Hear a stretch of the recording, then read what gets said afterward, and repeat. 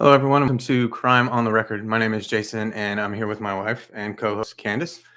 Now, Crime on the Record is a weekly YouTube and podcast series where we discuss missing persons cases, cold cases, or where a case was closed and the reason it was closed is kind of questionable, which is tonight's case, actually. Yeah. But before we get started, if you're watching this on YouTube, please take a moment to hit the subscribe button. If you're listening to this as a podcast, please make sure you go out and subscribe to the podcast. Also, comments would be great, especially on the podcast part. If you'd like to support this podcast, we have a Patreon page. It's just patreon.com/COTRpod. And you can also follow us on Twitter at Crime on Record. So with all of that stuff out of the way, let's get to tonight's case. So tonight we are discussing Henry McCabe, who was a 32-year-old married father of two. He immigrated to America from Liberia. He lived in Mounds View, Minnesota, and worked as a state auditor for the IRS. It has been said that he loved his job and was also a very fluent public speaker. By all accounts, his life showed someone with a successful career. He seemed to love. He seemed to have a great marriage, two wonderful children. And speaking of his marriage, he'd been married to the mother of his children, Corrine, for 11 years. Now, at the time of his disappearance, his wife, Corrine, was in California with their two kids for work. She and the kids had gone ahead to finalize the details of their move while he stayed behind for one more night with his friends before moving out with her. Now, I always find it interesting when people are from a different country because, and they're bilingual. Because, that's amazing to me. Right. Yeah. We have trouble with one language, so somebody who speak two, but him also being a fluent public speaker. Yeah. Could you imagine moving to another country, learning the language, and then trying to speak in front of people in that new language? Yeah, when I used to do in-home counseling, when I had a large population of Hispanic clients, and I had to take an interpreter, and which is sad because I took a year of Spanish in high school, so I should know more. And it was amazing to me how fluently she spoke both languages. It was amazing. I caught on to a little bit, but not enough to have conversation. Where the rest of us just know the cuss words and the numbers. Yeah. Yeah, right. Yeah. Well, on September 6th, which was the day that he wanted to stay back and spend some time with his friends before he made that trip, because Minnesota to California, you're not coming back a lot to see your friends. But he met up with his friends to include an acquaintance that was actually from Liberia. His name was William Kennedy, and his nickname was Pappas. But he was at a barbecue. Well, after the barbecue, William followed Henry back to his house where they hung out for a little bit longer. And after a while, William gave Henry a ride to the bank where he withdrew $200. And then they went to a club called Pavlitsky's. I think that's how you pronounce it. Pavlitsky's. Either way, it's not there anymore. So I guess it doesn't matter what it's called. But when he was there, they met up with Calvin Johnson and Jonathan Thomas. Yeah, and when you read about the case, if you look it up and read about it, I was confused at first because some of the accounts would say Pavlitsky's, or however, I may be pronouncing it wrong, and then others would say C'est la vie. And then I finally found something that said that the C'est la vie was like on Sunday nights, it operated under that name. Mm-hmm. So I have no idea. But it made me wonder if it was like the bathhouse that we looked at, like with the thermal things, the thermal stuff in New York when we were going. Oh, okay. And I was saying that the two Russian brothers own it. So on one day, if one brother is working, it's operated under his rules. And the other days they're operated under the other brothers. So there's like different prices depending on when you go. Yeah, because they didn't like each other at all. Exactly. So they didn't. Yeah, and this is obviously not about Henry, but they didn't want to dissolve the business because that was their source of income and they were doing well, but they didn't like each other. Yeah, I think it was like a family business that had passed down. So basically one day it was one thing, and then when the other brother had it was another thing. So that's just a That was so funny. Yeah. But at first, when you said bathhouse, I was really trying to figure out where you're going. I was like, Well, I don't remember. it's like a Russian bathhouse certain days, and then other days it's like open to not just members, but like Mhm. anybody for like the spa aspect or whatever. But it kind of made me think of that. Like maybe it's operated on Sunday as C'est La Vie under different management or something. Yeah. I don't know. Either way. Anyway, so they go out to the club, and then at 2:23 in the morning on September 7th, Corrine gets a call from Henry, but she said that she could not understand him. So while on the phone, she places a three-way call to his brother, Timothy Barber. And I think the point of that was that she wanted to see if Timothy would go and get him, because here she is all the way in California, and she gets this call and he sounds so erratic. She doesn't know what to do and she panics. Unfortunately, Timothy didn't answer. On the bright side, though, the rest of the conversation was recorded on Timothy's voicemail. I say on the bright side, though, but the voicemail seems to be what kind of has this case so Mhm. so I don't know if it ended up being a great thing or a bad thing. Yeah. It's been reported they could hear Henry say something about being shot and someone saying "stop it" at the end. I didn't hear either of those things, so I'm not sure. Yeah, neither did I. His wife also said she heard him say "Pappas" on the end of the call, or on the call, referring to his friend William Pappas. Pappas. I think it's Pappas. Yeah. William Pappas Kennedy. But again, I couldn't really make that out. But we will play the voicemail for you so that you can hear it in its entirety. And there's a lot of places. Most places you can only hear 10 to 20 seconds of it, but we were able to find somebody who actually had the full 2 minutes. Yeah, and before we play it, I do want to let you know that it's disturbing. It is And not so much in that you actually hear any kind of murder or anything like that, but just the noises that you hear, and it's just disturbing. And it's a little loud, because we want to make sure that you can kind of hear what's going on, because it's very, I don't know. I'll just play it because I can't explain it. It's very, I can't. But if you do think it's going to bother you, I would fast forward a couple of minutes. Yeah, because we're going to play the full 2 minutes.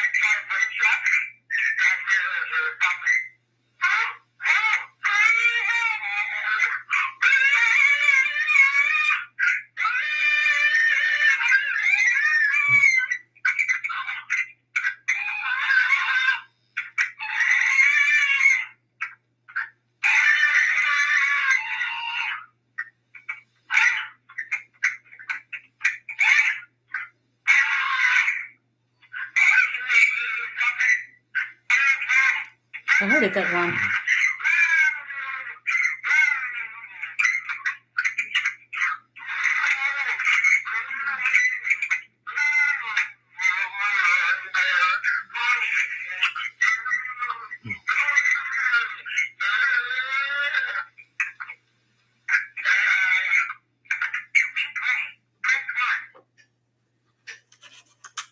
That is wild. I've listened to that so many times, like with earbuds and stuff, listening as intently as possible and didn't hear it. And just now, just casually listening, I actually heard the "stop it" Yeah. for the first time. But I mean, I've probably listened to that at least 15 times. Yeah. And every time I listen to it, it's just it gets more disturbing. 'Cause, I mean, there's just, there is a part in there where it sounds like there's growling, Hmm. but at the same time, It doesn't sound like an animal. yeah, and so it's just I mean, it just sounds absolutely insane. It doesn't sound like a normal call. I mean, honestly, it sounds like something you would make up Yeah. for a movie. So, I mean, it is it's unnerving. And most of us, I know I would, if I heard something like that, even if it wasn't somebody I knew, because it wasn't a 911 call. It was, he accidentally called his wife, right? It was a pocket dial, right? I think so. That's what they were I mean, saying. it's reported all different ways, but I think it was a pocket dial, and then she got on there but couldn't understand anything that was Yeah. being said anyway. Yeah. So, which is why they caught the last 2 minutes, because she called. Yeah. So, most of us, I mean, whether it's from somebody we know or somebody we don't know, I mean, I'm calling 911 Yeah. and just, Yeah. I mean, and just letting somebody know, hey, this is the number that it came from. And I don't even know, even if it's out of state number or something, Mhm. I'm not going to let that go. Because I'm thinking somebody's dying. I Right. don't. Yeah. Yeah. There's something going on. Um, However, Kareem went to sleep, his Yeah. wife. She just went to bed. I can't imagine that either, because if I got a call from your number and I could tell it was you and heard that, I would be hysterical. I would be in such a panic. Yeah.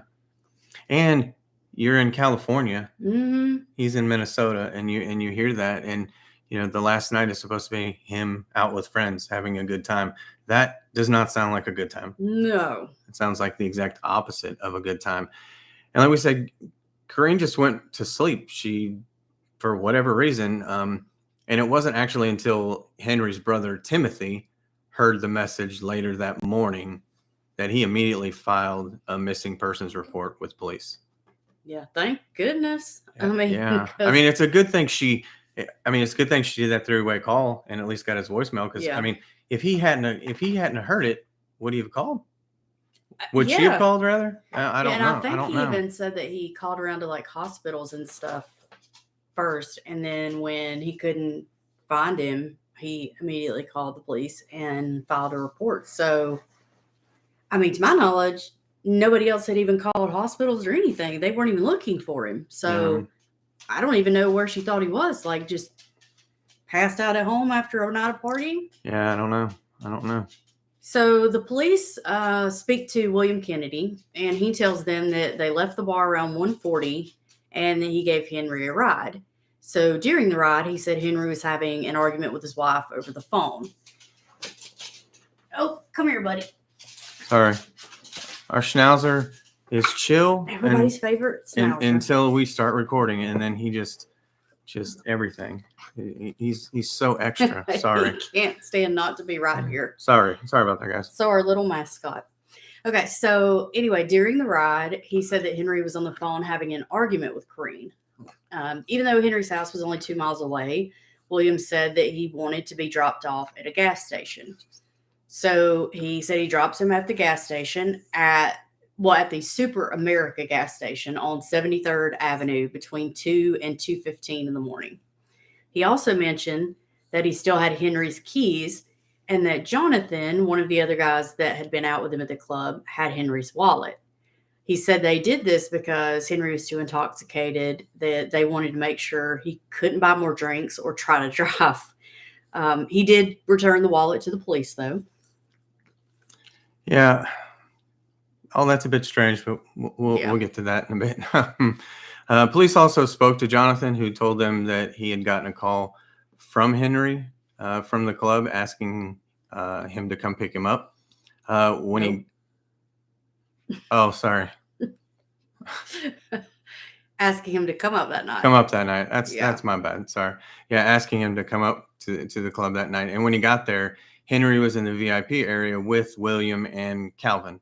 And he said Henry handed him his wallet and said, "Remember, I owe you. I didn't take you out for your birthday." And then Henry walked off, so he put the wallet in his pocket.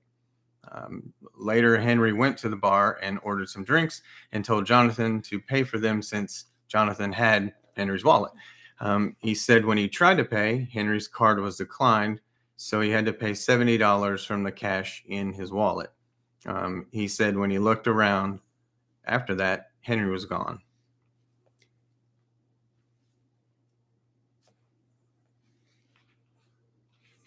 Yeah, and it's, I don't even, you start scrolling and I forgot what I was going to even say because I was going to say something about what you just read.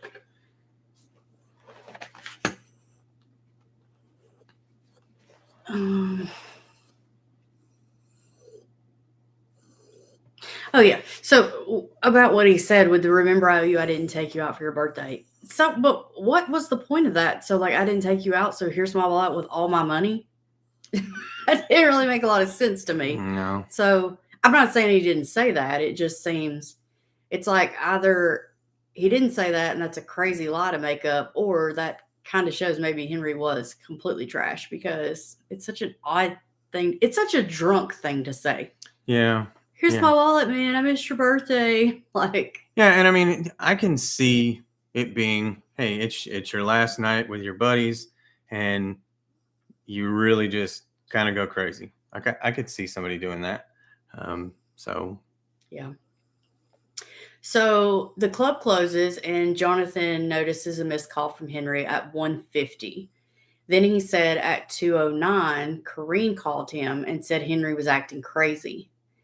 While Corrine was on the line, so apparently these people do a lot of three-way calling. I barely even know how to use three-way calling on my phone. But while he's on the phone with Corrine, he calls Henry and asks where he's at. And Henry told him, or he told Henry that Corrine was on the line. And Henry said, don't worry about it. I'm a minute from the house. I'm about to be home.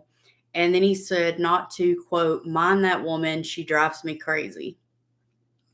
So, Jonathan said he then told Corrine not to worry because Henry was about to be at home. It's fine. He's almost there. He's good to go. He said William had dropped him off at a gas station because Henry refused to give his address to William. Yeah. And after William told law enforcement he dropped Henry off at a gas station, they went to look at the video footage. Although they saw a man exit a similar looking vehicle, Henry's brother said it was not him.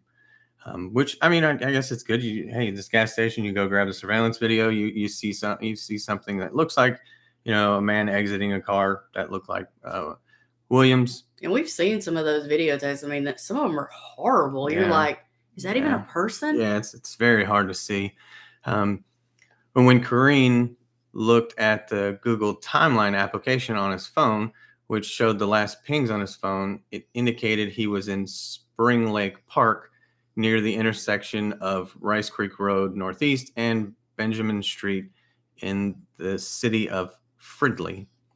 A police officer is dispatched to that area and notices a Holiday gas station nearby.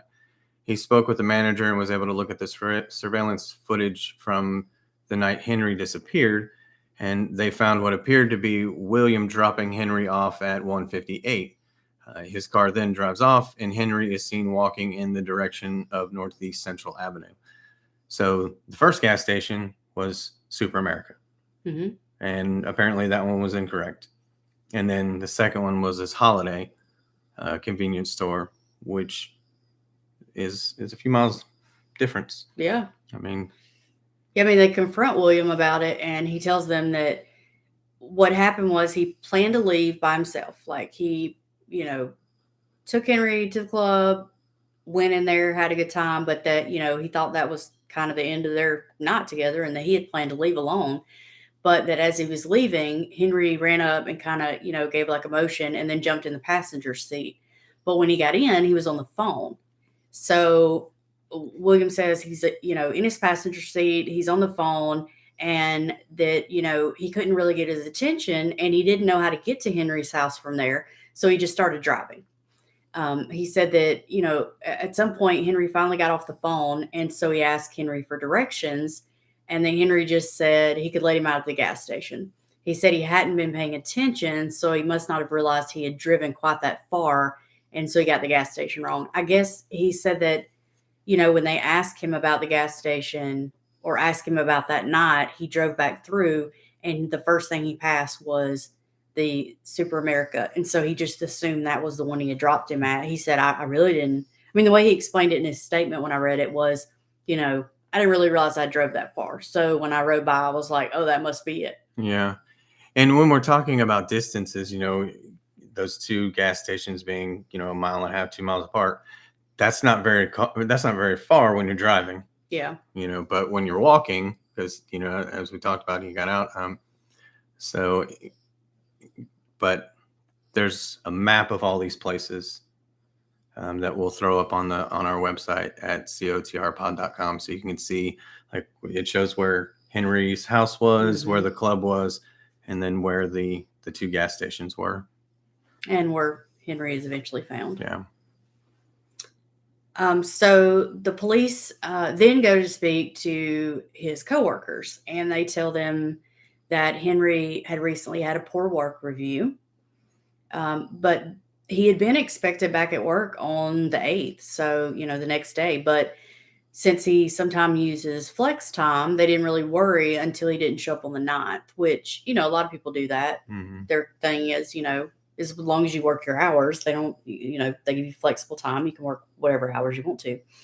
So they look at his Google Calendar and they see that he had an appointment at the St. Thomas Master's Degree Program, but he didn't show up for the meeting or call to cancel it. So they also, were kind of concerned about that because he had been really looking forward to getting his master's degree. And so, for him not to show up or even call to cancel was kind of a big deal. They also informed police his hotspot had been used after his Wi-Fi. I put wife, so confused myself. His Wi-Fi hotspot had been used after his disappearance. But they did later verify that his mobile hotspot was at his house and his nieces had been using it. So that was a little bit of confusion for a little while. The coworkers also mentioned he had expressed some emotions over family troubles, but he had not really said anything specific, so they weren't sure. Yeah. And I guess they didn't know about the comment that he made about, don't worry about that woman. Yeah. So, but you know how it is, like sometimes you'll be in, a bad mood or whatever, and somebody asks you and you're like, I don't know, just stuff at home's rough, or, like whatever. Yeah. So they know that you're kind of have certain emotions about things, but they don't really know what's going on. Yeah, and I mean, if you're a private person, you don't want to really get into it, and people are asking questions like, "Look, just some stuff's going on. I want to talk about it." Yeah, kind of thing. Or when you ask somebody what's wrong, you really want to tell you, Yeah. and it's like, man, I was just trying to be nice. I didn't want to know all this, but when police spoke with Corrine, she said that she had recently accused Henry of cheating on her and told him earlier in the night that she would be traveling back from California to confront him about it. Which seems odd, because wasn't he just about to leave? Yeah. It's like, well, you don't have to go to him. He's going to come to you. Yeah. And I mean, that's got to be the worst. We need to talk.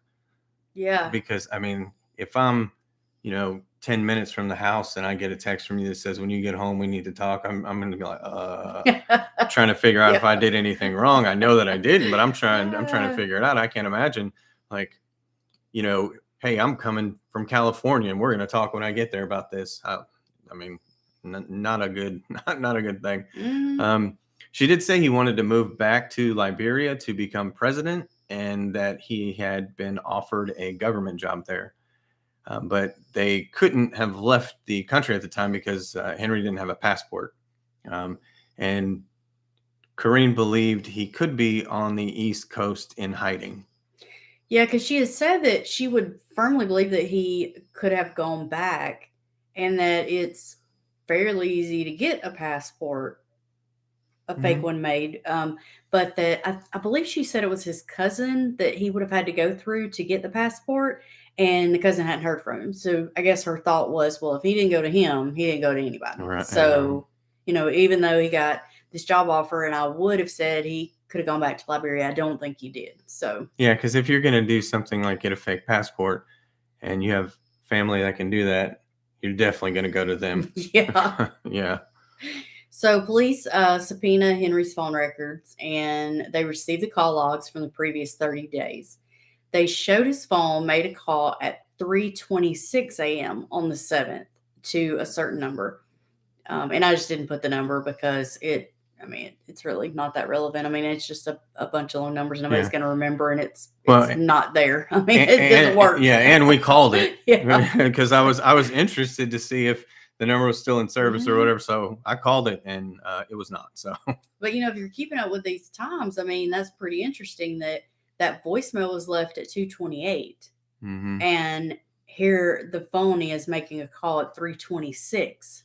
Yeah, So and the noises that were being made, I wouldn't imagine. It sounded like it was like end of life noises. yeah, So an hour later, I mean, even if he wasn't killed, it you don't think he would have been able to make a call because I mean yeah, that call that was made was terrible. yeah. And then he called the same number, or the phone called the same number again on the 9th at 1:01 p.m. And then again on the 10th at 9:26 in the morning. And then they looked back and were able to see that the phone had called that same number on the 7th 24 times, which is wild. Yeah, So, I mean, the thing is, it's like, okay, well, maybe somebody else made those calls, but not on the 7th. He had his phone on the 7th. He had his phone at the barbecue. He had his phone at the club. So, like, who made those calls then? 24 calls? I don't call anybody 24 times. yeah, I don't know, and I've got some thoughts on that, but we can talk about that in the Okay. theories part. So they look it up and they find that the number is registered to a T-Mobile cell phone in Texas. Then and I thought this was pretty smart, they look Hmm. up a utility bill with the same number. So apparently they were able to like cross-reference it and use that number to find a utility bill. And that belonged to Elizabeth M. Bledsoe at 8002 Emerald Oak Drive in Texas City, Texas.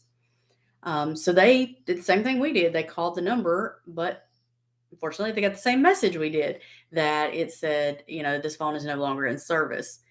So, Kareen, again, like we said, had looked at the Google timeline application and showed that last ping showing he was in Spring Lake Park. So, my thing too is like, what, did the phone get cut off and then cut back on? I mean, it's Yeah, just so, it is the fact that the phone is making these calls, on these different days, and then because nowadays, I mean, when you see an area code and it's not the state you live in, it's like, okay, it's just somebody who lived yeah, there one day and didn't change their number. But it is kind of weird that it is somebody who lived in Texas. yeah, I mean, Minnesota and Texas are, they're not very close. no. So, who were they talking to? It frustrates me though that none of the information showed, and I don't know, does it take someone actually answering that phone for it to ping? So I don't know, because it didn't. I thought, okay, well, why didn't they just see on the 9th and 10th where the phone was when it made those calls? But I don't know if they could, Yeah, I'm not sure if it sends a signal if it doesn't make if that it doesn't, connection. yeah, if it doesn't make Yeah, that connection. And based on, I mean, the investigation, I would imagine they would have done that. you would think. But on September 17th, the police met with a confidential informant, or as probably everybody on here knows, a CI.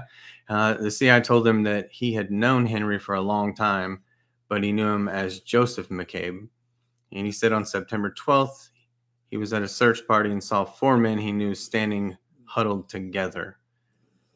When he approached them, they got quiet and then split up, which is weird because if you're in a search party, like you normally see like just a Yeah, line of people walking all, about the same pace. That yeah, way, you can cover all of it. So when you're in a search party and you see four guys huddled up, and then when you walk up to them and they get real quiet and then yeah. disperse, it's kind of weird to see. And I believe they said it was William Kennedy, Calvin Johnson, Emmanuel D, and the other guy's name was spelled Jallaa. So Hala, maybe. I don't know how you pronounce it, so I didn't put their names, but that's who it was.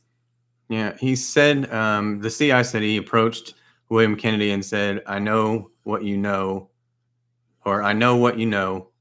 Sorry, I know that you know what happened. Oh, okay. Sorry. Sorry. That's my bad. "I know that you know what happened to my friend." And Kennedy responded that he was in Connecticut. Later in the day, he called one of the other men who told him he had not been there and didn't want to get involved. When he talked to another man, he said he did not want to talk about it over the phone. Which is so weird because, like, why would Kennedy say he was in Connecticut? He clearly wasn't. Yeah. I mean, he clearly was there. He gave him a ride. Yeah. So that just seemed like the weirdest excuse. Like, why would that be your alibi? Yeah. No, dude, I was in Connecticut. Yeah. And even like you get that, and then you talk to other people. So you're already kind of like, no, you weren't. Yeah. But then you talk to the other guys that were involved, and they're like, I don't want to get involved. I don't want to talk about this over the phone. Mhm. Like, that's sketch. Yeah. I mean, So since the others didn't want to talk, he calls the fourth guy, which was Emmanuel.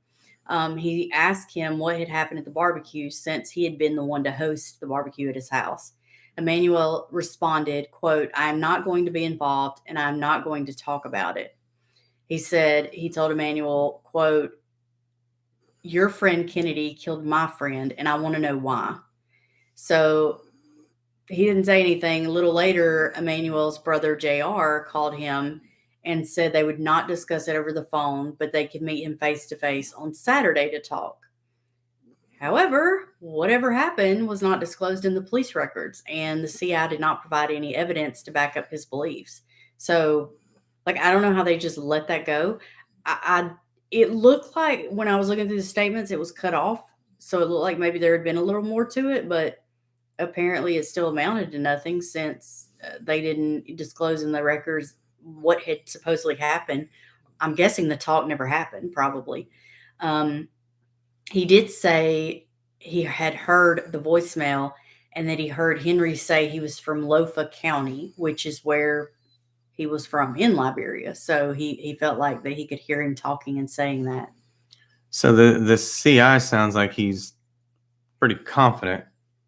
Yeah. But then we don't know who he is. So but then he doesn't knows. have any evidence to back up anything. But what would you have? Yeah, I mean, yeah, especially when the people don't want to talk to you over the phone.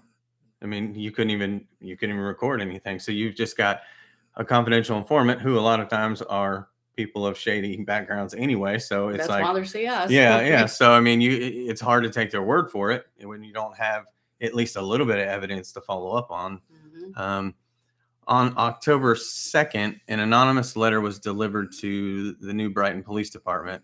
It was posted on October 1st from St. Paul. It said, "Henry McCabe, his body next to water, partially buried, needs search dog to find. Witness who saw, burial scared, female, a young female, asked to come forward, can remain anonymous, and will protect." So to me, it sounds like they're saying, hey, Henry McCabe's body is next to water, partially buried. If you take search dog, you can find him. There was a witness, but that saw the burial, but she's scared because she's a young female. But if you ask her to come forward and tell her she can remain anonymous, then you'll protect her. She'll probably talk to you. Unfortunately, I don't think his body was found buried. So no, and that's a really weird way to write it. I could understand if somebody was texting somebody like that, but I mean, they sent a letter in where it's just very choppy like that. It's kind of, I don't know. It's kind of weird. And then, on November 2nd, they found his body. Some kayakers found the body in Rush Lake. And so they did an autopsy. The thing that was odd to me, though, is that the autopsy, they said that he died from drowning. They didn't show any, how you said he was shot. Yeah. They didn't show any bullet wounds or obvious trauma. But they did toxicology and then never released it.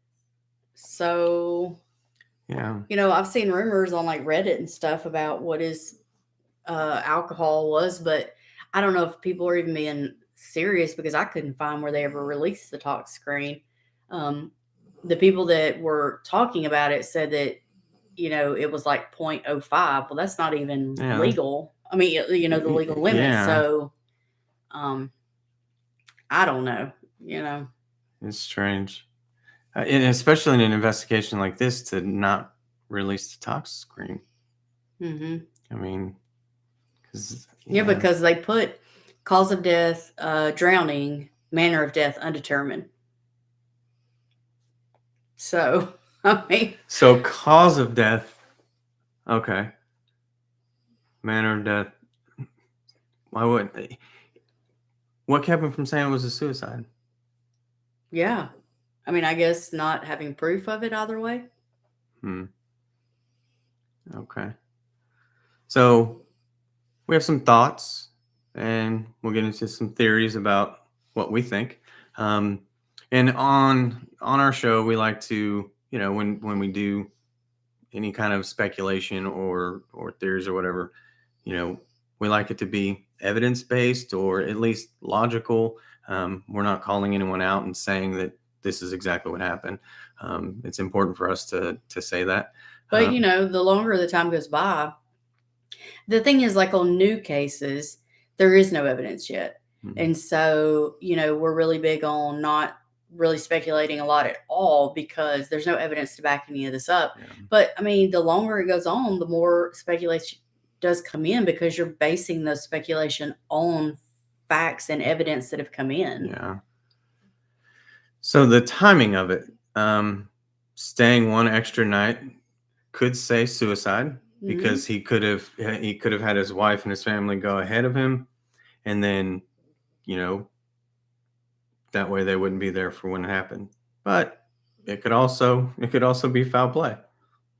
Yeah, because I mean, the thing to me is like if you want one last night, why would it be with some people you don't really know? Yeah. Because that's the thing. Like William Pappas says he didn't even know him, that he had ran into him once or twice before, and that they only ended up at this barbecue together because he says, he was at this barbecue and that Henry called wanting to know why he wasn't invited. And Emmanuel was like, dude, it's fine. Just come on over then, And so then he goes to it. And then they just happen to say, somebody mentions going to a club that night.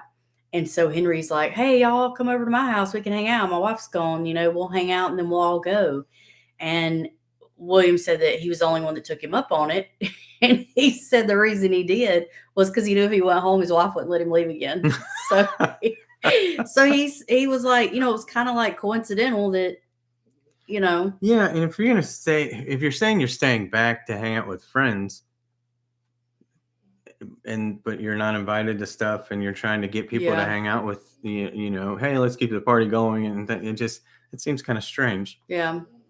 But at the same time, it could be that, I mean, to me, if I thought I were going to end things, I feel like I would want to spend my last night with the people that I loved and cared about. But I mean, I guess it could be that he stayed behind, like you said, so that nobody would be there to find him. Mm-hmm. And then maybe he started getting antsy or cold feet, or was like, oh, I don't want the party to stop because I know when it stops, this is what's going to happen. But I don't know. Yeah, because I mean, a lot of times, well, I don't say a lot of times, I shouldn't say that, but if people end their life and it's in an area where their family lives, they're gonna drive by and see that spot, or those things are gonna remind them of what happened, more than just already thinking about your loved one that's gone. Yeah. So I could see having them all the way across the country, and him staying back and being suicide, and then they have essentially a fresh start. Yeah. Lack of a better way to say that, but well, they do say some people do that they'll wait till they can get their family settled with other family, like so that they know they'll have somebody to grieve with or something. So that could be. Yeah. But it could also not be. It could also be foul play. Yeah. I mean, it's kind of coincidental, the timing. Yeah, it is. Like, I'm just going to stay one more night, and this happens to be the night that I disappear. Which to me kind of, also begs the question, why did Corrine not call 911 right away? I would never want to accuse somebody because we all do things that, we look back on in hindsight and we're like, what the hell was I thinking? But this is a hard one for me to get past. Yeah, because not calling 911 is, I mean, it's extremely suspicious for me. Most people call 911 when there's like, and they don't even know if they should. Mm-hmm. I don't even know if I should be talking 911 right now, but they just call just because they just want to be sure. But her not calling at all and then just going back to sleep. Yeah. Like, even if not calling 911 wasn't suspicious, the fact that she just went to sleep. Yeah. I don't think I could go to sleep. You can't go to sleep after a horror movie right away. So I don't know how you listen to that. After hearing that? Yeah. Yeah. So I don't know. That one's bad for me. I just don't know. And then he got a ride to the nightclub. Mm-hmm. So if you got a ride, why'd the guys take his keys? Right. Like, where was he gonna go? What was he gonna drive home? I know. The only thing that does is prevents him from getting into his house. So I'm not sure why you would take his keys. Yeah. Yeah. I mean, how was he supposed to get into his house if he didn't have keys? Yeah. And then why take his wallet and then buy the drinks? Because again, the whole point of that was supposed to be, again, not drinking. Like, if we take his wallet, he can't buy any more drinks. But then when he came up to you, you bought the drinks anyway. Yeah. So what was the point? Hey, you basically just used his money to buy the drinks for everybody else. Yeah. And then why take him even further to another gas station? I get, maybe he really did not know which gas station it was. But that just seems like a long way to go. Yeah. I mean, because he's driving further away from the house too. Mm-hmm. And, sure, we'll get into it in just a bit, but he drove him from Henry's house, right? Because they went back to Henry's house. So, I mean, that's the story. So why would you drive him to a gas? Because if you guys look at the map, where Henry's house was, if you go northwest, is where the club was. Mm-hmm. And then if you just go from the club, you just go straight south and you come up to the first gas station. Mm-hmm. And then you continue even further south and you come to the next gas station. Like, if you hung out with this dude and you drove from his house to the club, I would think you should at least know a general direction to get back to his house. Yeah. So that one is kind of weird for me. The only thing I can think is, he probably didn't say this because he was going to tell the cops they were doing something illegal, but unless he was just drunk too and he's driving him drunk. Maybe. But then why'd you take his keys and wallet? Yeah. But that's the other thing about it. If you didn't know where this guy lived, you have his wallet. Yeah, well, yeah, that's true. You like just open his wallet and look at his license. It's gonna tell you where he lives. Yeah. So I don't it doesn't make any sense. Like, it doesn't make any sense to take his wallet and then continue to let him buy drinks and then take his keys for a car that's not there. Yeah. Oh, I don't know. Yeah. Unless he's the one that had the keys and the other guy had the wallet. But even then, just call him and ask him. Yeah. But I guess I can see in the way he described it how it might have happened that way. Because, when Jonathan was telling the cops that William took him home and didn't have his address, it came across as he couldn't get Henry to give it to him. Like, maybe he was so drunk he wouldn't, Mm-hmm. And I've been the designated driver a lot because I don't drink as much as a lot of people. So, I mean, there have been times I've been driving and I'm like, dude, I don't know where you live. Or like you, and I'm like, I don't know the code to get into this. It is fair. I did expect you to know the code to my garage door. Yeah. And I was just yelling at you, telling you just put the code in and we'll get inside. I don't know the code. So yeah, I mean that is fair. But if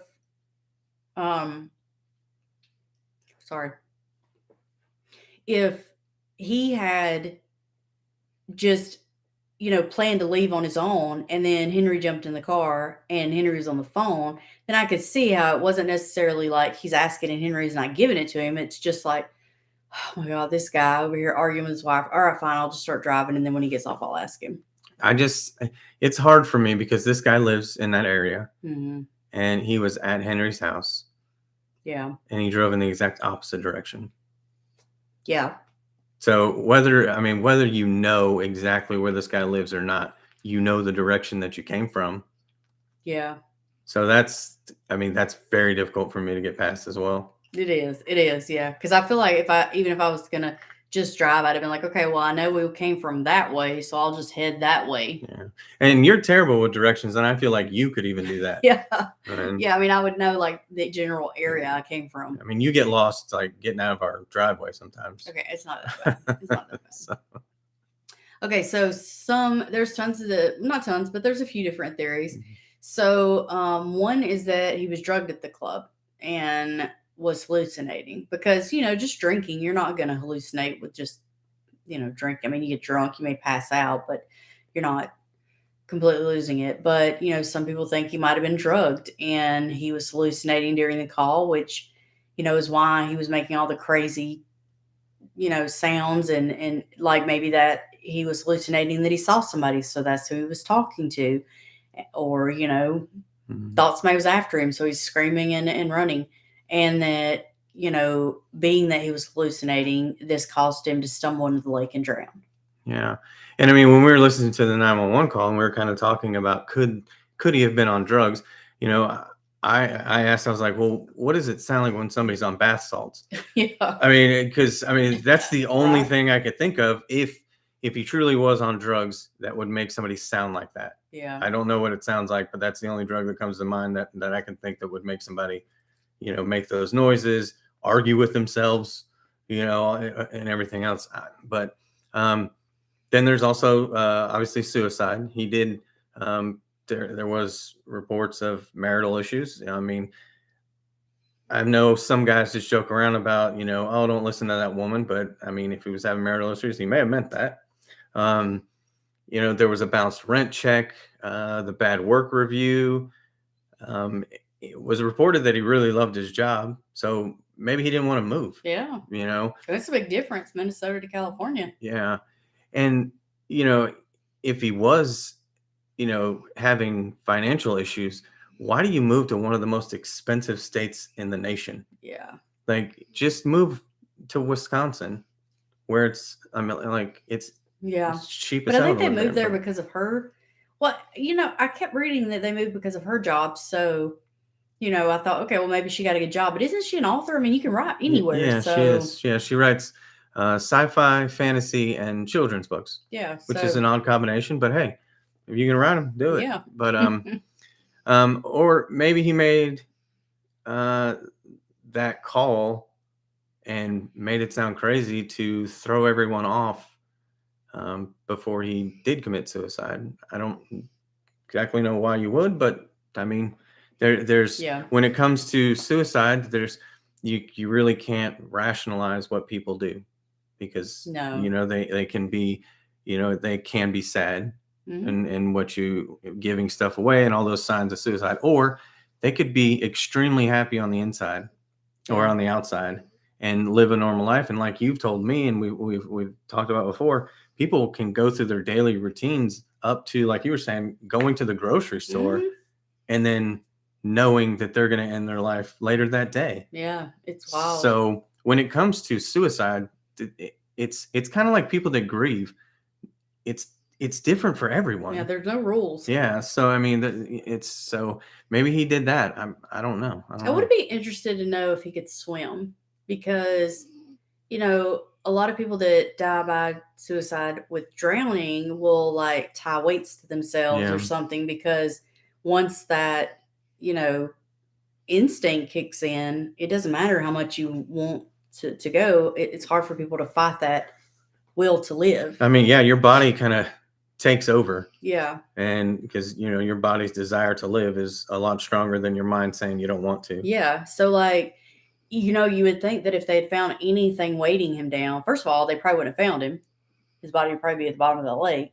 But even if, he somehow floated to the top, if they found any indication of anything around him, it wouldn't be undetermined. They would have ruled it, I would think. Yeah. And about not finding him, they would have, but it wouldn't have been 2 months later. Yeah. It'd have been, once whatever weights were holding him down, maybe, people put rocks in their pockets or inside their clothes or whatever's weighting him down. Once that stuff started to deteriorate, Mhm. and and I don't know how powerful gases are in the body as somebody, is decomposing underwater, because Yeah. that could also do it. So, but not in 2 months. Yeah. No. So weird.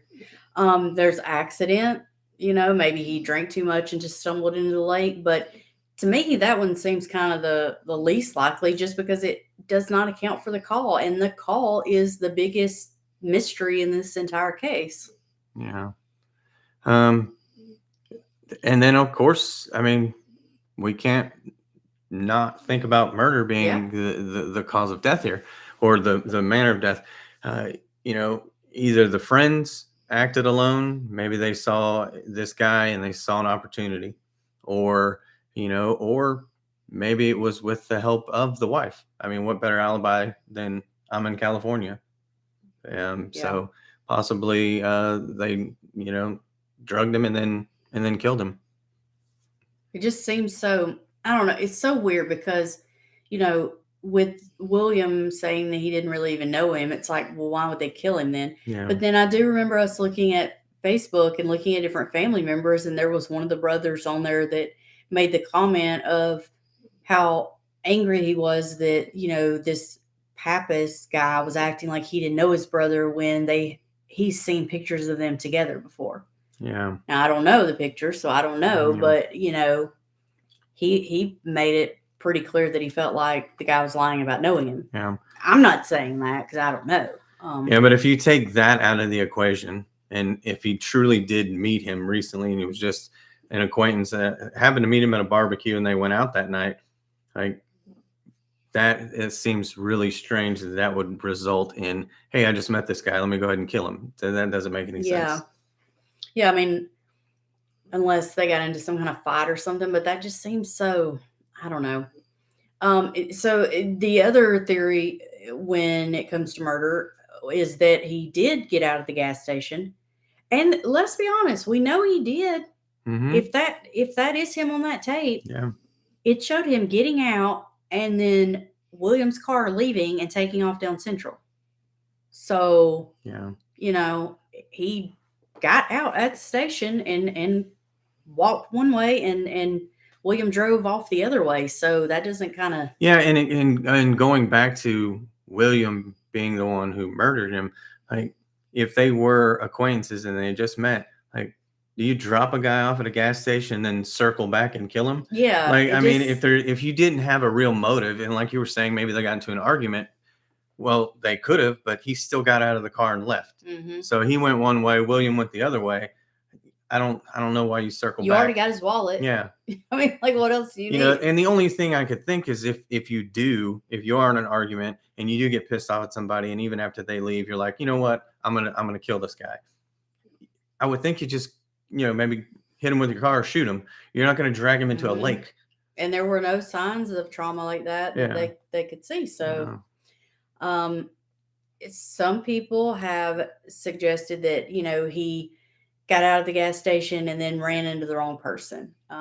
People have asked about possible sexual assault or a hate crime. I don't know that they did any kind of rape kit or anything. But you did say the autopsy didn't show like any kind of trauma to the body, right? Yeah. So, I mean, I would think there would be. Yeah, I mean, something. That's the thing with something like that, you would think, but I also don't know after 2 months in the water what kind of decomposition you'd be looking at. Because the other thing is, like, the big thing that everybody talks about is, he talked about being shot and there's no bullet wound. And regardless of what happened, you would probably see some kind of damage from a bullet. Mm-hmm. But they didn't see that. So then some people suggest that maybe a taser was used.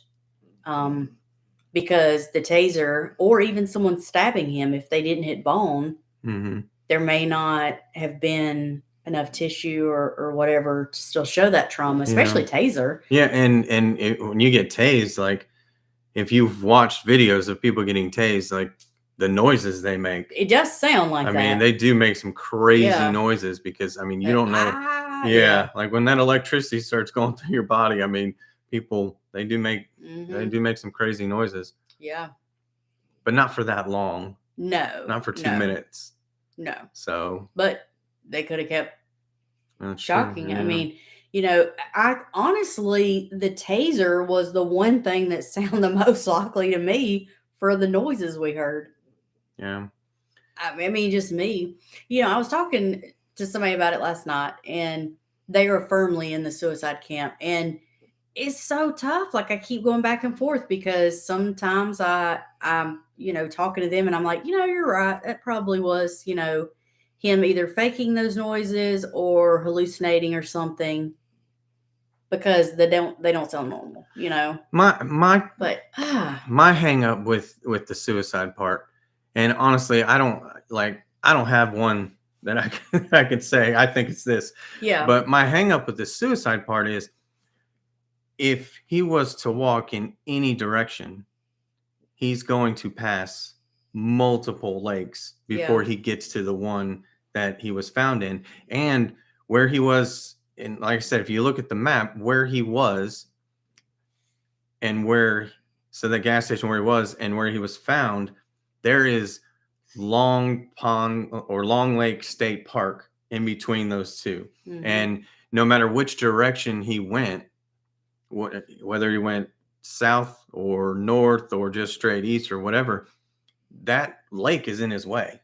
Yeah. So if you're planning to commit suicide by drowning, I don't know why you passed, because it's not just that one, but there's also all these other little lakes that are on the path that he would have gone because I mean, we pulled it up on Google Maps and tried to see which paths he would take. Every single one of them had him going past several lakes, and 2 of them had him going not just close to Long Lake, but like it literally skirted the shoreline of it. Yeah. So I don't know why you go to Rush Lake, but when I was looking at Rush Lake, there's a road that goes close to it, and when I tried to see how far away it was, it wouldn't even register like 0.1. It's like 0.00. Yeah. So I mean, it's close enough to drag somebody and throw them in there. Yeah.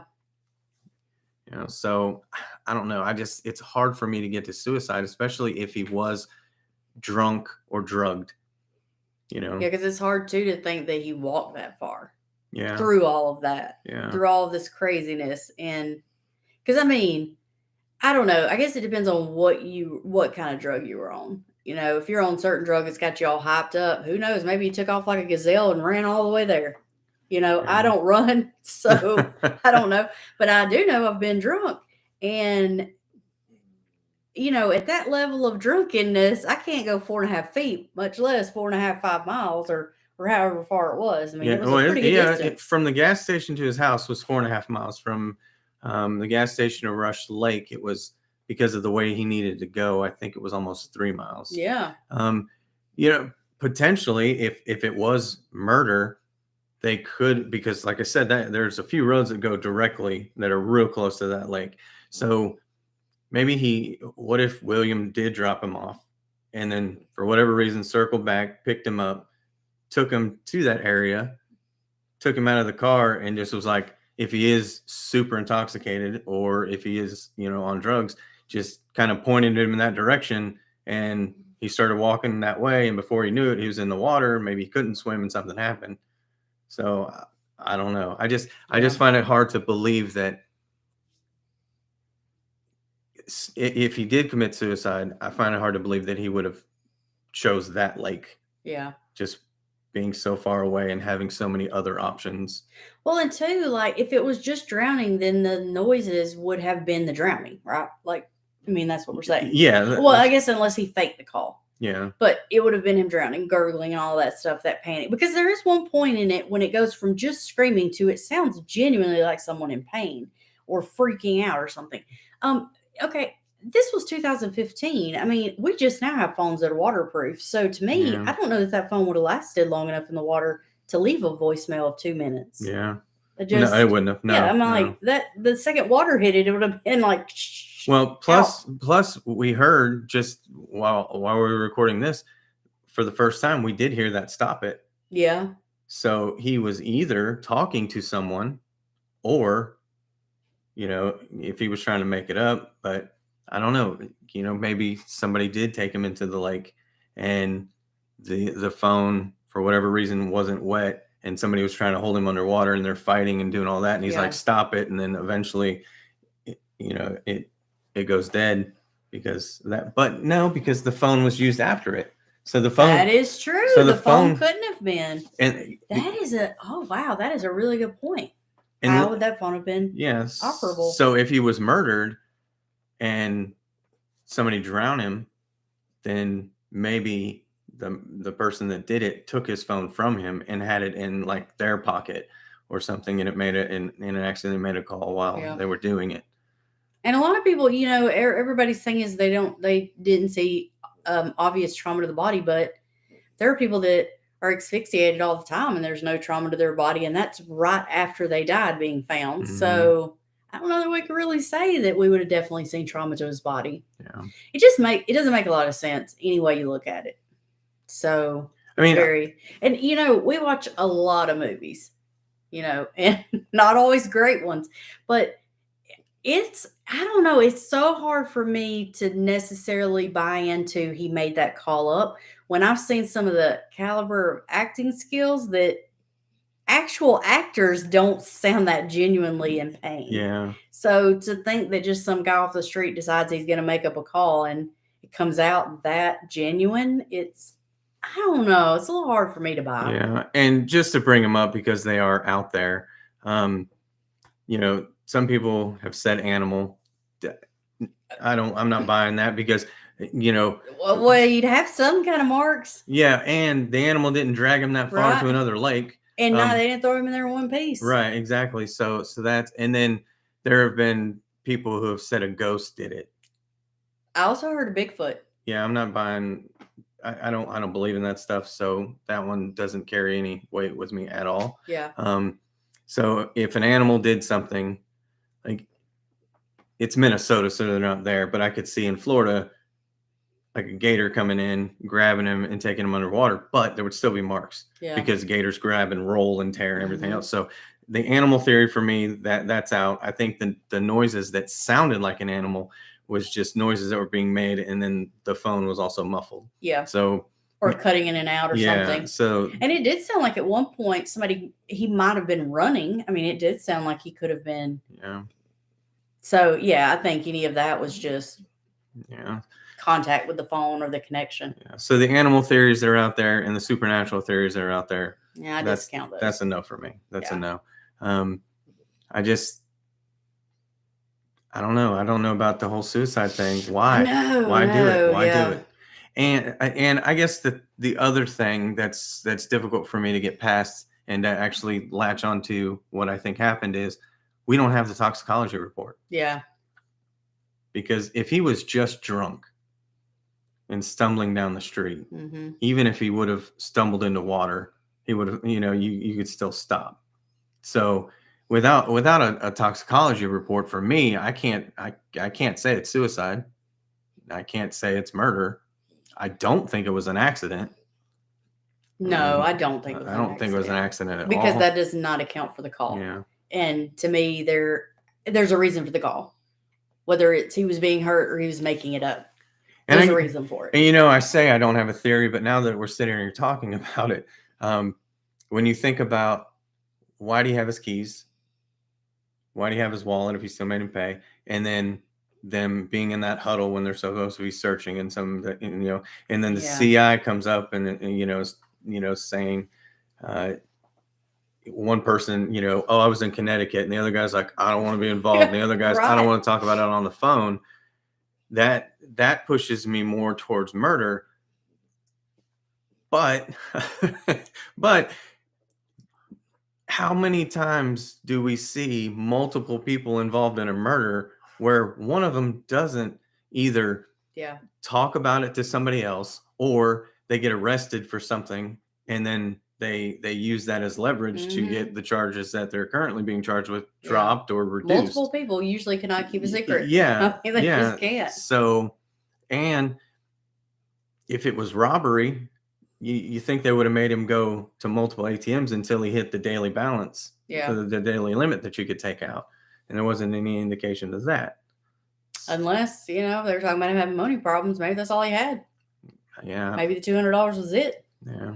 But that's another thing, too. If you're having money problems, why do you take $200 out to go to a club? Well, I will say that he probably got the money out after he had been at the club for a while. Well, no, I think they said that he was shown on the ATM at a drive-through ATM that he walked up to. So, William gave him a ride to there, and then they went to the club. So he took that money out knowing he was going to the club. Although they did also say that he looked to be possibly inebriated on the ATM footage. Yeah, because getting so money. I guess maybe drunk. You're like, dude, it's fine, it's fine. Yeah, because that's one of those. That's a sober me problem. I mean, I'm just saying that. Like, I've made some of those decisions before when drunk me was not thinking about what sober me was going to say in the morning.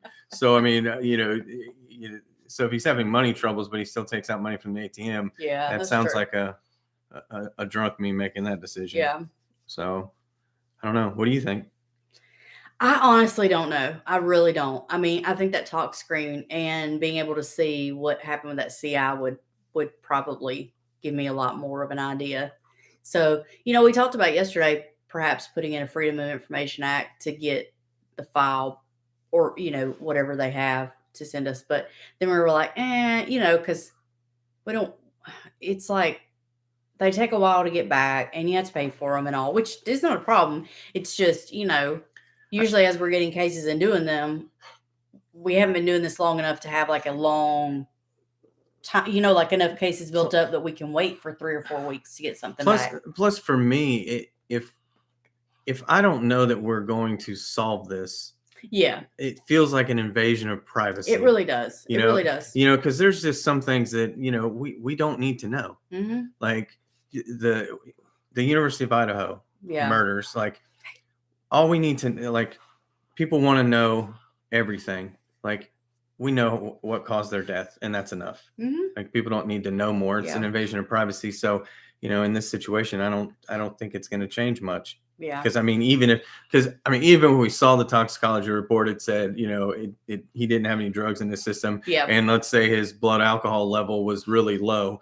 If we call Mounds View, Minnesota, they're going to be like, okay, have a nice day. And then they're just going to hang up on us anyway. So, I don't know if it's worth, invading somebody's privacy. Yeah.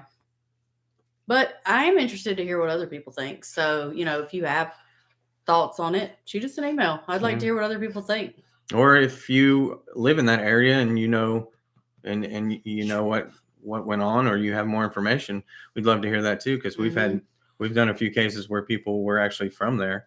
Like we did that Brian Schaefer case, and we got an email from a lady that actually lived in Columbus at the time, and she kind of told us, some stuff that wasn't, that we weren't able to find about what they did. So if you guys know of anything, or if you just have a theory that we haven't come up with, we'd love to hear it, because this is definitely one that I cannot have a solid "this is what happened" on it at all. And we keep up with the stuff that people send us afterwards. So at some point we will do like a follow-up show and give any of that information. So if you do have something that that we don't know, definitely send it to us, because then we can share that with people at a later date. Yeah. Well, that's it for this episode. Thank you for watching or listening, depending on how you are listening to us right now. If you are on YouTube, please make sure you subscribe and turn notifications on, because we also do a lot of current cases where we cover ongoing investigations, whether it be the Quentin Simon case or the University of Idaho or whatever. So when there's breaking news on that, we go live quite a bit to talk about that. So make sure that you have notifications on. If you're listening via podcast, please make sure that you follow us on there. And check out Patreon, because we have a whole different thing on Patreon where we listen to different cults. Yeah, Well, documentaries. we started with they were. documentaries. We started with cults, and then we've gone over some other stuff, and then also cotrpod.com is where you'll find a lot of stuff. And we do have another podcast, completely off the rails. It's comedy, and it's completely different than this one. Definitely. So, but feel free to check that out too. So, thank you everybody for watching and listening, and we will talk to you soon. So I don't know if like that one part has